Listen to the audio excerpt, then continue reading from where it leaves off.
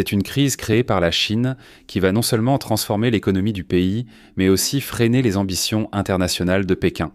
La population de la Chine diminue et elle diminue rapidement. Les chiffres du Bureau national des statistiques de la Chine, ou BNS, ont révélé qu'en 2025, la population a chuté de 3,39 millions pour atteindre 1,405 milliards.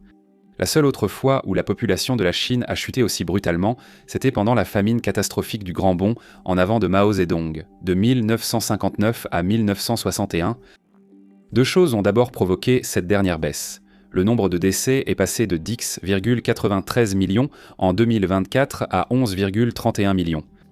Deuxièmement, et peut-être plus important encore, le nombre de naissances enregistrées était de 7,92 millions, soit une baisse de 17% par rapport à 2024, atteignant son niveau le plus bas depuis le début des enregistrements en 1949.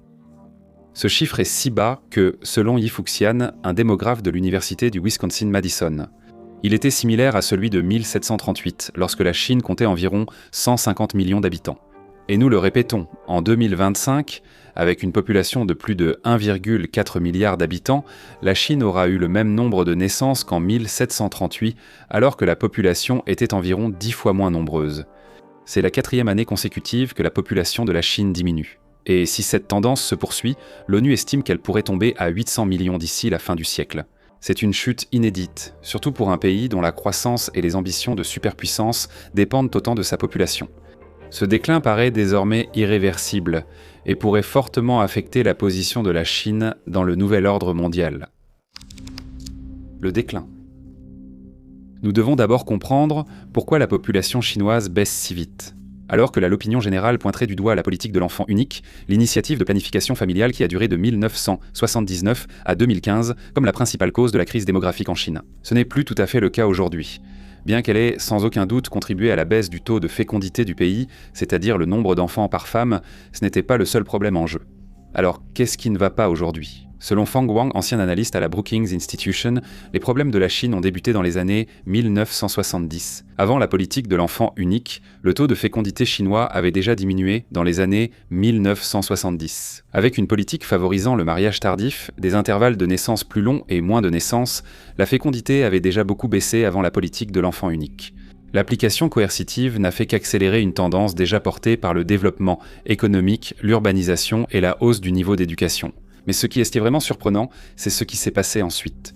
Quand Pékin a aboli la politique en 2016, les responsables prévoyaient un baby-boom, pensant que beaucoup se diraient « enfin une chance d'avoir plus d'enfants chez moi ». Mais même si les naissances ont légèrement augmenté, cela n'a pas vraiment changé la trajectoire démographique du pays. Cela s'explique en partie car, comme certains analystes l'ont noté, de moins en moins de personnes se marient. En 2024 seulement, 6,1 millions de couples chinois ont enregistré leur mariage, soit le chiffre le plus bas depuis 1980 et une baisse de 55% par rapport au pic de 13,47 millions de mariages en 2013. Le nombre de premiers mariages est passé sous 10 millions pour la première fois en 10 ans. Le taux de célibat des personnes de 30 ans a doublé, passant de 15% en 2013 à presque 30% en 2023. C'est crucial car en Chine, avoir un enfant hors mariage est très rare. Donc la baisse des mariages impacte directement celle des naissances, plus qu'en Occident. Ce déclin s'explique car de nombreux jeunes retardent simplement le mariage, avec l'âge moyen du premier mariage passant de 24 ans pour les femmes et environ 25 ans pour les hommes en 2010 à respectivement 28 et 29 ans en 2020. Dans des villes comme Shanghai, il a grimpé encore plus haut, atteignant 30 ans en 2024. Certains jeunes choisissent même de renoncer complètement au mariage car les coûts sont prohibitifs. Le ratio prix de l'immobilier sur le revenu en Chine est de 29 contre 11 au Japon, 9 au Royaume-Uni et 3 aux États-Unis. Et oui, vous avez bien entendu. Les logements en Chine sont moins abordables pour les jeunes que ceux en Grande-Bretagne, un endroit où la plupart des moins de 35 ans considèrent l'accession à la propriété comme vous pourriez envisager de posséder un jour des toilettes en or massif. Dans les grandes villes chinoises, les jeunes doivent parfois économiser pendant des décennies pour un apport initial. Les pratiques traditionnelles comme la dot, bien que découragées par le gouvernement, continuent d'alourdir le fardeau financier, un fardeau aggravé par la situation économique. Après des décennies de croissance rapide, l'expansion de la Chine a ralenti, freinée par une crise immobilière et des répressions gouvernementales sur les industries privées. Le chômage des jeunes reste élevé à 16,9%, tandis qu'un nombre record de diplômés universitaires peinent à trouver un emploi. Beaucoup de jeunes professionnels, surtout en start-up, subissent des revenus instables et redoutent le chômage. D'autres ont choisi d'accepter n'importe quel emploi, y compris dans des usines, en attendant de voir s'ils obtiendront quelque chose de mieux. En outre, un changement culturel pousse les jeunes Chinois à rejeter la quête effrénée des marqueurs traditionnels de réussite, comme le mariage et la propriété.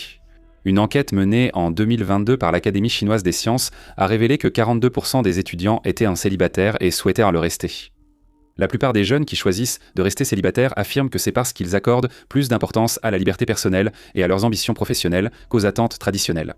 Et comme les tabous sociaux contre le fait d'avoir des enfants hors mariage restent fortes, les tendances du mariage et de la natalité sont étroitement liées. Sans mariage, en Chine du moins, il n'y a pas de bébé. Pékin a lancé des politiques pour encourager les naissances. Depuis la fin de la politique de l'enfant unique en 2016, les restrictions ont été assouplies, autorisant d'abord 2 puis 3 enfants. Le gouvernement national a également mis en place une subvention nationale pour la garde d'enfants de 3600 yuan par enfant et par an jusqu'à l'âge de 3 ans. Pour réduire les coûts de garde d'enfants, les gouvernements locaux ont testé des incitations plus généreuses. Hohhot, capitale de la Mongolie intérieure en Chine, accorde 10 000 yuan pour un premier enfant et chaque année jusqu'à 5 ans pour un deuxième. Shenyang, capitale du Liaoning, verse une subvention mensuelle de 500 yuan, environ 70 $, aux familles locales ayant un troisième enfant jusqu'à ses 3 ans. En plus des incitations financières, la Chine a allongé le congé de maternité pour que les femmes passent plus de temps avec leurs enfants et a cherché à faciliter le mariage. En mai 2025, les nouvelles règles de mariage ont supprimé l'obligation de présenter le livret de famille et autorisé l'enregistrement des couples partout. À l'échelle nationale, des campagnes contre les prix exorbitants de la dot ont été lancées dans les zones rurales afin de rendre le mariage plus abordable. Le gouvernement applique désormais la TVA aux préservatifs, indiquant que la contraception n'est plus une priorité nationale. Certaines régions, comme Tianmen, ont vu plus de naissances grâce à ces politiques, mais cela reste rare. Les politiques ont largement échoué parce qu'elles ne s'attaquent pas aux causes fondamentales de la baisse. Harry Murphy-Cruz, économiste chez Moody's Analytics, a déclaré à CNBC que la politique de l'enfant unique a profondément modifié la perception des jeunes sur la famille. Après des décennies de contrôle étatique, la confiance est faible. Les incitations financières restent très insuffisantes. Les experts estiment que le congé parental pour le personnel coûtera en moyenne 1 552 $ par naissance aux entreprises, ce qui signifie que les subventions gouvernementales ont à peine un impact. Cela crée une discrimination sur le lieu de travail à l'encontre des femmes en âge de procréer, les employeurs préférant ouvertement embaucher des hommes ou des femmes ayant déjà eu des enfants. Bien que ces pratiques soient interdites par la loi, celle-ci est peu appliquée. Human Rights Watch signale que des femmes sont questionnées sur leur situation familiale lors d'entretiens d'embauche. Elles devaient signer des contrats interdisant la grossesse et étaient parfois rétrogradées ou licenciées si elles tombaient enceintes. Et puis, il y a l'économie qui, malgré tous les efforts du gouvernement, reste la principale préoccupation des jeunes, a déclaré Yolk, l'ingénieur de 27 ans, à CNN. Et nous allons le citer ici. L'économie est tellement morose en ce moment. Les gens doivent d'abord pouvoir gagner de l'argent. Si vous ne pouvez pas gagner d'argent, comment pouvez-vous oser avoir des enfants ? Le gouvernement doit trouver des moyens de résoudre ces problèmes économiques, et si ces questions ne sont pas traitées, la Chine fait face à une crise qui va fondamentalement transformer son économie, son armée et sa position sur la scène mondiale. L'impact le plus immédiat sur l'avenir de la Chine sera sur l'économie. Pékin a fondé son miracle économique sur une main-d'œuvre abondante et peu coûteuse, des millions de jeunes ayant quitté les villages ruraux pour les usines côtières. La population active chinoise, produisant des iPhones et des baskets, a culminé en 2013 puis décliné. D'ici 2050, l'ONU estime qu'elle se contractera de 22%, ce qui pourrait retrancher un demi-point de pourcentage à la croissance annuelle du PIB. Selon Oxford Economics, la croissance potentielle de la production chinoise pourrait passer sous 3% dans les années 2040 après avoir dépassé 10% dans les années 2000. L'industrie manufacturière serait la plus affectée. Contrairement aux générations précédentes prêtes à de longues heures d'usine, les jeunes, souvent plus éduqués, urbains et ayant d'autres options, n'acceptent ce travail qu'en dernier recours. Même s'ils voulaient en ces emplois, il n'y en a pas assez. La hausse des salaires, les sanctions américaines et la pénurie de main-d'œuvre poussent les entreprises à automatiser ou à délocaliser la production. Les retraites seront aussi concernées par ce changement. Le taux de dépendance des personnes âgées en Chine, c'est-à-dire le nombre d'individus âgés de 65 ans et plus par rapport à chaque tranche de 100 personnes en âge de travailler, de 15 à 64 ans était de 21%. En 2024, soit 8 points de pourcentage de plus qu'en 2013. D'ici 2050, plus de 30% de la population aura plus de 60 ans. La charge qui pèse sur la population active pour financer les retraites deviendra écrasante.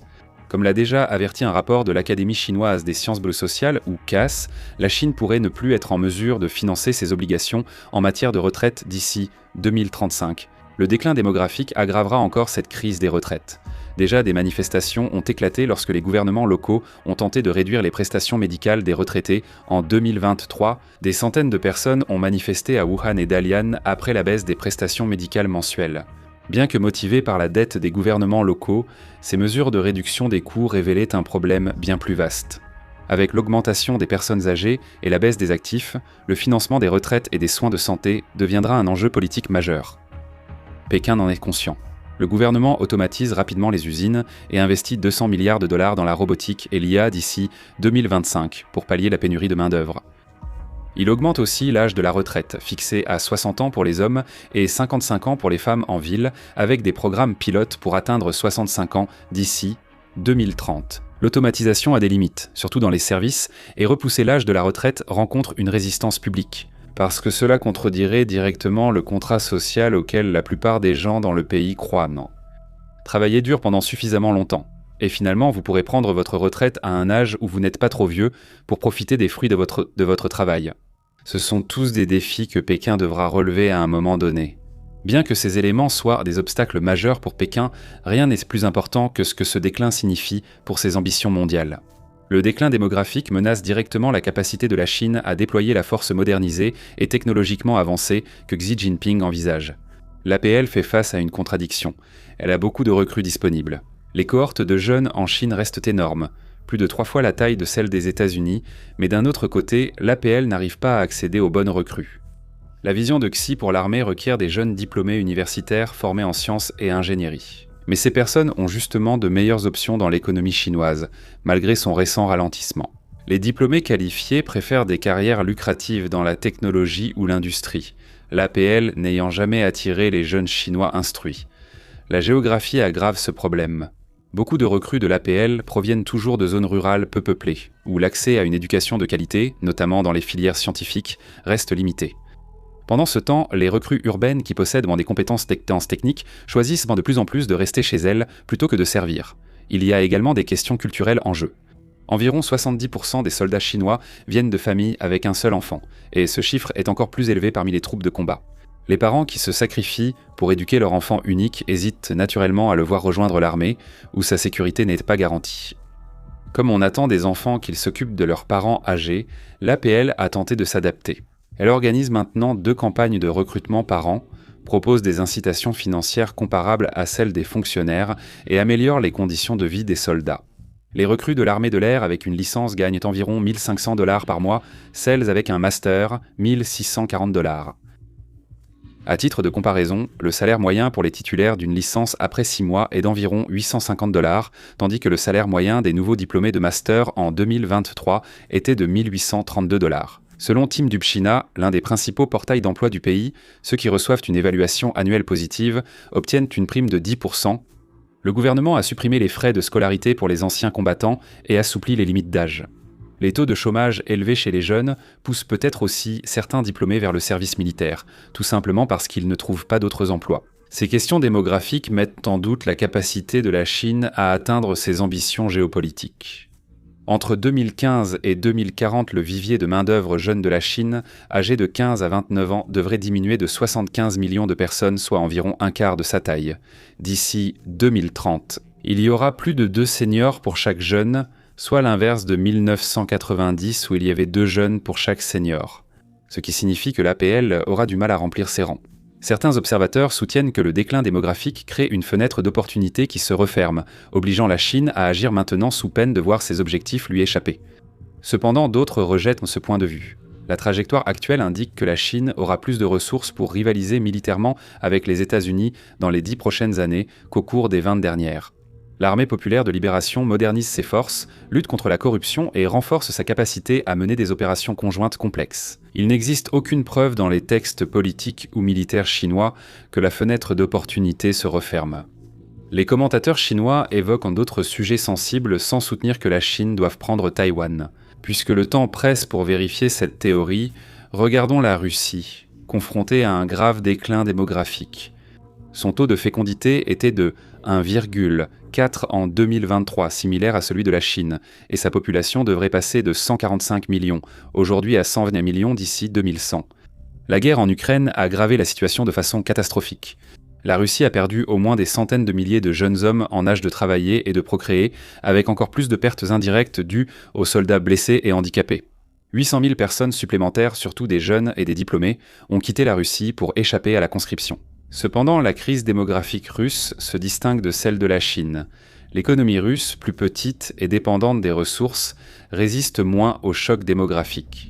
Et Moscou a démontré sa volonté d'utiliser une politique étrangère agressive en réponse à l'anxiété démographique. Certains analystes, comme Daria Sinoveska du média Ukraine World, soutiennent que l'invasion de l'Ukraine par Poutine était en partie un exercice d'ingénierie démographique, une tentative de s'emparer de territoires et de populations. Pour compenser le déclin de la Russie en annexant la Crimée en 2014, Poutine a ajouté 2,4 millions de Russes ethniques à la population russe. L'enlèvement à grande échelle d'enfants ukrainiens pendant la guerre suit la même logique. La Chine pourrait considérer Taïwan de la même manière, car une invasion réussie permettrait à la Chine d'ajouter plus de 20 millions de personnes à sa population. Nous devons insister ici sur le fait qu'il s'agit de spéculation, car nous ne connaissons pas la position de la Chine à ce sujet et, franchement, seuls ceux qui se trouvent aux plus hauts échelons du gouvernement chinois le sauraient. Au-delà de Taïwan, la crise démographique menace les ambitions militaires plus larges de la Chine, qui vise à devenir une grande puissance d'ici 2050. Mais la Chine connaîtra d'ici 2050 une baisse de 28% de sa main-d'œuvre par rapport à 2015, ce qui entraînera moins de recettes fiscales pour financer la défense. La Chine aura moins de moyens pour financer des porte-avions, des bases étrangères et des armes avancées, car il y aura moins de personnes pour les financer. La question n'est pas de savoir si la démographie limitera la puissance militaire de la Chine, mais quand et dans quelle mesure. Des analystes, dont ceux de Brookings, estiment que si l'Occident garde ses alliances, le temps ne favorise pas la Chine. Certains soulignent que la Chine a encore 20 à 30 ans avant que la pression démographique ne devienne critique, ce qui lui laisse le temps d'atteindre ses ambitions régionales. Pour l'instant, tout ce que nous pouvons faire, c'est attendre et voir si la baisse démographique de la Chine la pousse à tenter un coup désespéré pour Taïwan ou pour tout autre territoire convoité par Pékin, comme la mer de Chine méridionale. Ou si Pékin estime qu'il en a fait assez pour que l'APL survive à cette crise démographique, cela peut-il être inversé ? Et tout cela soulève une autre question gênante. Cela peut-il être inversé ? Et la réponse courte est non, ou du moins pas dans un délai suffisamment court pour éviter les pires conséquences. L'expérience internationale offre peu d'espoir. Aucun pays développé n'a pu relancer durablement la fécondité après que les taux sont passés sous 1,5 enfants par femme. La Corée du Sud a investi des milliards dans des politiques natalistes ces 20 dernières années. Pourtant, son taux de fécondité est passé de la fourchette de 1,1 à 1,2 au début des années 2000 à 0,72 en 2025. La population hongroise a chuté d'environ 1,25 million en 40 ans. Malgré les importants efforts et investissements du gouvernement pour encourager une hausse. Le Japon, malgré des décennies d'efforts et d'importants investissements gouvernementaux, a vu son taux de fécondité passer de 1,45 en 2015 à 1,15 en 2024. Les politiques actuelles de la Chine reprennent, en version réduite, la réponse inefficace du Japon. Les subventions sont plus faibles, les réformes sont moins complètes et les contraintes économiques plus fortes. Wang Feng, expert en démographie chinoise à l'Université de Californie à Irvine, affirme lors d'une interview avec Think Global Health, je cite, « La politique a peu ou pas d'influence sur les choix et comportements reproductifs des jeunes Chinois. » Fin de citation. L'Institut de recherche sur la population de l'UR avertit qu'avec les politiques actuelles, non seulement il est impossible d'augmenter le taux de fécondité, mais même le maintenir à un semble hors de portée. Il y a aussi le fait que le déclin de la population a enfermé la Chine dans une sorte de spirale de la mort. Comme le nombre de femmes âgées de 20 à 34 ans, le groupe responsable de 85% des naissances en Chine devrait passer de 105 millions en 2025 à 58 millions d'ici 2050. Même si les taux de fécondité se stabilisaient d'une manière ou d'une autre, le nombre brut de naissances continuerait de baisser, simplement parce qu'il y a moins de mères potentielles. Cela dit, l'immigration pourrait théoriquement aider, mais la Chine semble peu disposée à l'adopter.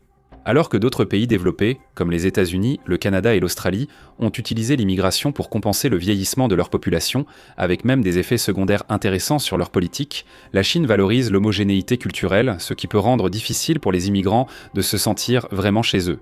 Pour l'instant, la Chine restera dans l'histoire comme le pays ayant eu la plus grande population enregistrée. Avant de tout perdre à cause d'une combinaison de politiques gouvernementales mal conçues, de malchance économique et de changements culturels.